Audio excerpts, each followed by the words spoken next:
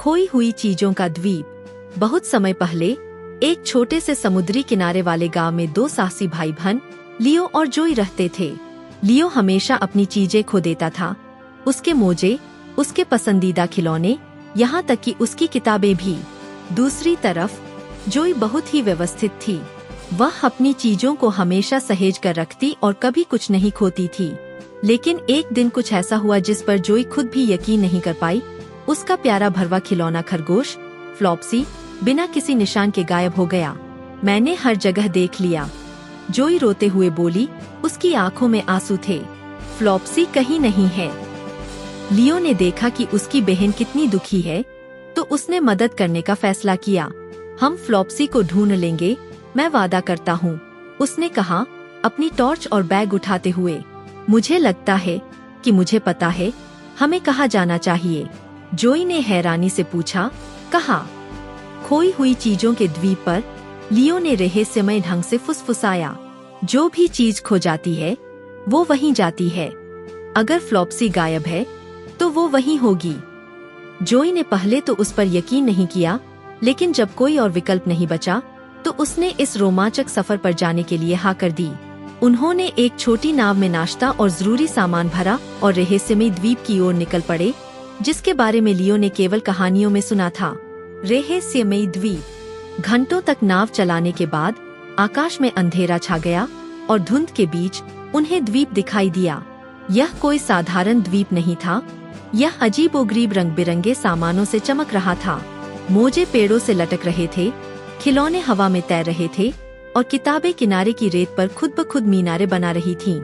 वाह, लियो ने हैरानी से कहा, यह जगह सच में है। जोई ने चकित होकर देखा। देखो लियो, वहाँ खोए हुए जूतों का पहाड़ है। तभी एक आवाज ने उन्हें चौंका दिया। खोई हुई चीजों के द्वीप में आपका स्वागत है। उन्होंने देखा कि एक इंद्रधनुषी रंगों वाला बड़ा तोता एक चट्टान पर बैठा हुआ था। उस तोते का नाम पैचेस था और उसने बताया कि वह इस द्वीप का संरक्षक है। तुम्हारी दुनिया की जो भी चीज खो जाती है वो यहाँ आ जाती है, पैचेस ने अपनी चोंच हिलाते हुए कहा। और तुम लोग यहाँ कुछ ढूंढने वाले पहले लोग नहीं हो। हम फ्लॉप्सी नाम के मेरे खरगोश को ढूंढ रहे हैं, जोई ने समझाया। क्या आपने उसे देखा है? पैचेस ने अपने पंख फड़फड़ाए। फ्लॉप्सी? हाँ, मुझे पता है वो कहाँ है, लेकिन उसे ढूंढने के लिए तुम्हें 3 चुनौतियाँ पूरी करनी होंगी। क्या तुम तैयार हो? लियो और जोई ने एक दूसरे की तरफ देखा, उनके दिल उत्साह से धड़क रहे थे। हम तैयार हैं, उन्होंने एक साथ कहा। 3 चुनौतियाँ। चुनौती 1, खोए हुए मोजों की भूल भुलैया। पैचेस उन्हें मोजों से बनी एक विशाल भूल भुलैया के पास ले गया। इस भूल भुलैया से रास्ता ढूंढो, उसने कहा, लेकिन सावधान रहना, सभी रास्ते वही नहीं ले जाते जहाँ तुम सोचते हो। लियो और जोई भूल भुलैया में घुसे, उड़ते हुए मोजों से बचते हुए जो पक्षियों की तरह उड़ रहे थे। वे बारी बारी से नेतृत्व कर रहे थे और गलत रास्तों और जालों से बचते हुए आगे बढ़ रहे थे। जोई ने भूल भुलैया के केंद्र में एक सुनहरा मोजा देखा और उसे पकड़ लिया, जिससे पूरी भूल भुलैया की दीवारें गायब हो गईं। बहुत अच्छा, पैचेस चिल्लाया। अगली चुनौती के लिए तैयार हो जाओ। चुनौती 2, भूले हुए खिलौनों की पहेली। इसके बाद वे एक मैदान में पहुंचे जहां चारों ओर खिलौने बिखरे हुए थे, गुड़िया, कारें, रोबोट और भरवा जानवर, लेकिन सभी आपस में गड़बड़ थे। इस चुनौती को पास करने के लिए तुम्हें हर खिलौने को उसके सही हिस्से से जोड़ना होगा, पैचेस ने समझाया। जोई की संगठित सोच यहाँ काम आई। उसने जल्दी से खिलौनों के सही हिस्से ढूंढकर उन्हें जोड़ दिया, जबकि लियो दौड़ दौड़ कर कठिन खिलौनों को मिलाने में मदद कर रहा था। जब उन्होंने आखिरी खिलौना सही से जोड़ दिया तो जमीन हिलने लगी और एक रास्ता प्रकट हो गया जो एक विशाल पेड़ की ओर ले जा रहा था। चुनौती 3, खोई हुई यादों का पेड़। पेड़ की जड़ों में उन्होंने देखा कि शाखाओं से तस्वीरें लटक रही थीं। हर तस्वीर में कुछ या किसी की खोई हुई यादें थीं। इस अंतिम चुनौती को पास करने के लिए पैचेस ने कहा, तुम्हें फ्लॉप्सी की याद ढूंढनी होगी। जोई पेड़ को देखती रही, उसका दिल भारी हो गया। उसे याद आया कि फ्लॉप्सी उसके साथ तब थी जब वह डरी हुई थी, दुखी थी या खुश थी। आखिरकार उसने एक तस्वीर देखी, उसमें जोई और फ्लॉप्सी बिस्तर पर बैठे मुस्कुरा रहे थे।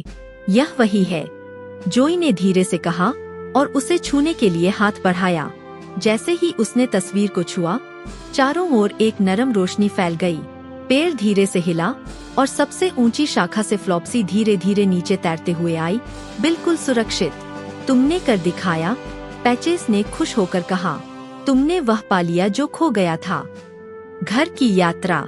फ्लॉप्सी को अपनी बाहों में लेकर जोई को एक शांति महसूस हुई, लेकिन द्वीप से रवाना होने से पहले पैचेस ने आखिरी बात कही, याद रखना, जो खो जाता है वह हमेशा के लिए नहीं खोता।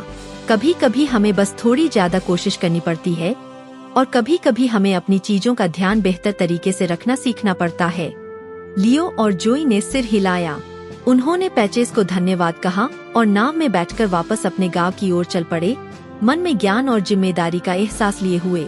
उस दिन के बाद से लियो ने अपनी चीजों का ध्यान रखना शुरू कर दिया और जोई ने सीखा कि कभी कभी वह भी कुछ खो सकती है, लेकिन अगर हम दिल से कोशिश करें तो खोई हुई चीजें फिर से मिल सकती है। और जहाँ तक खोई हुई चीजों के द्वीप का सवाल है, वह अभी भी एक रहस्यमयी जगह है जो अगली बार किसी और की खोज के लिए इंतजार कर रही है। कहानी से शिक्षा, अपनी चीजों का ध्यान रखना और उनके महत्व को समझना बहुत जरूरी है।